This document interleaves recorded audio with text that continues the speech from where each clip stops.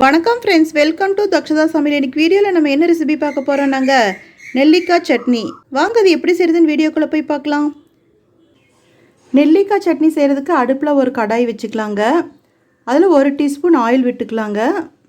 பாருங்கள், எண்ணெய் சூடாயிருச்சு. நம்ம 1/4 டீஸ்பூன் சீரகம் சேர்த்திக்கலாம். சீரகம் பொரிஞ்சு வரும்போது வெள்ளை உடைச்ச உளுத்தம் பருப்பு, தாளிக்கிற பருப்புன்னு சொல்லுவாங்க, அதையும் சேர்த்திக்கலாங்க. அடுப்பு லோ ஃப்ளேமில் தாங்க இருக்குது. பாருங்கள், லேசாக வறுத்துட்டோம். இப்போ இதில் 2 வரமிளகா சேர்த்துக்கலாங்க. 5-6 கருவேப்பிலையில் சேர்த்திக்கலாங்க. எல்லாம் சிம்மில் வச்சு நல்லா வறுத்துக்கலாம். பாருங்கள், நல்லா வறுத்துட்டோம். இப்போ 4 மலை நெல்லிக்காய் விதையெல்லாம் எடுத்துருக்கேங்க. நல்லா பொடியாக கட் பண்ணியிருக்கேன், அதையும் இதில் சேர்த்துடலாங்க. நல்லா வதக்கிக்கலாம். பாருங்கள், நம்ம அடுப்பு லோ ஃப்ளேமில் வச்சு நல்லா வதக்கிட்டோம். இப்போ இந்த பருப்பும் நல்லா கோல்டன் ப்ரௌனாக வந்துருச்சு. வதக்குனதும் போதுங்க. இப்போ நம்ம அடுப்பு ஆஃப் பண்ணிடலாம். ஆறுனதுக்கப்புறம் நம்ம இன்னும் கொஞ்சம் பொருள் சேர்த்து மிக்சியில் சட்னியை அரைச்சிக்கலாங்க. பாருங்கள், நம்ம வறுத்து வச்சதெல்லாம் நல்லா ஆறிடுச்சு. இப்போ இது ஒரு மிக்சி ஜாருக்கு மாற்றிக்கலாங்க.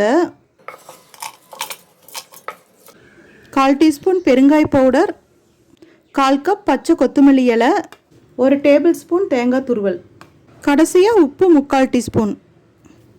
எல்லாமே சேர்த்து 1/4 டம்ளர் தண்ணி விட்டு அரைச்சிக்கலாங்க. முக்கியமான டிப்ஸ் என்னென்னா, நெல்லிக்காயில் கொட்டை இருக்கக்கூடாதுங்க. ஃபுல்லாக எடுத்துகிட்டு நம்ம பொடியை நறுக்கி இருக்கணும்.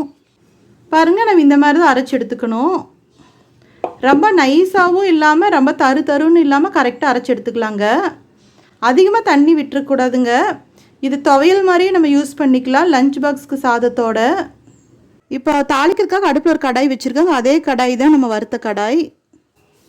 அதில் 1 ஸ்பூன் எண்ணெய் விட்டுருக்கேங்க. பாருங்கள், எண்ணெய் சூடாயிருச்சு. 1/4 டீஸ்பூன் கடுகு போட்டுக்கலாம். பாருங்கள், கடுகு பொரிஞ்சு வருது. 5-6 கருவேப்பிலை உள்ளே போட்டுக்கலாம். 1 வரமிளகா 2 பிச்சு போட்டுருக்காதையும் உள்ளே போட்டுக்கலாம். இப்போ இதை எடுத்து நம்ம சட்னியில் போட்டுடலாங்க. பாருங்கள், நம்ம நெல்லிக்காய் சட்னி சூப்பராக சத்தானதாக நம்ம வீட்டில் தயாரி பண்ணிட்டோங்க.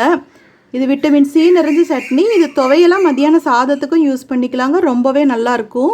குழந்தைங்களும் நல்லா விரும்பி சாப்பிடுவாங்க. நம்ம சேனல் பிடிச்சிருந்தா லைக் பண்ணுங்கள், கமெண்ட் பண்ணுங்கள், ஷேர் பண்ணுங்கள், சப்ஸ்கிரைப் பண்ணுங்கள். பக்கத்தில் இருக்கிற பெல் ஐக்கானையும் மறக்காமல் கிளிக் பண்ணுங்கள். தேங்க்யூ.